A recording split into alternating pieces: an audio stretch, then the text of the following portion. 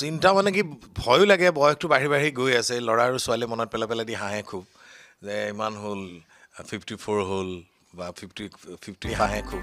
মই পাপাৰ বয়সৰ কথা নকওঁ আজি, দুদিনমানৰ পৰা অলৰেডি দুদিনমান নহয় তাৰ আগৰ পৰাই মই ভাইটিয়ে পাপাক বয়সটো লৈ জোকায়ে আছোঁ। চিনেমাও আহি আছে অনাগত দিনত, চিনেমাও কৰিম।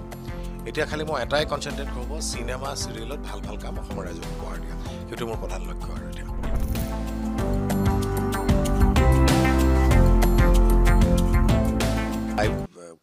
মানে কমপ্লিট হ'ল এনেকুৱা ধৰণৰ কথাবিলাক কৈ দিলে অলপ চিন্তা হৈ যায় যে পাৰিম। তথাপি মই এটা ভাল লাগে বয়স যিমানে, কিন্তু মোৰ কাম কৰা স্পৃহাটো, মই 6 বছৰৰ বিৰতিৰ পিছত ভাইমান থিয়েটাৰলৈ গ'লোঁ।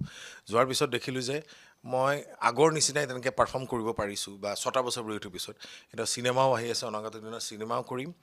এতিয়া খালি মই এটাই কনচেনট্ৰেট কৰিব, চিনেমা চিৰিয়েলত ভাল ভাল কাম অসমৰ ৰাইজক উপহাৰ দিয়া, সেইটো মোৰ প্ৰধান লক্ষ্য। এতিয়াতো মোৰ ছবি আছে, অগ্নিবাণ আছে, ককা দেউতা নাতি হাতী আছে, তাৰপিছত আৰু 2খনমান ছবি কথা পাতিছে, অভিনয় কৰিম। তাৰপিছত পৰিয়াল ভিডিঅ'টো যদি মানুহলোকে চালে প্লিজ চেনেলটো ছাবস্ক্ৰাইব কৰিবলৈ নাপাহৰিব।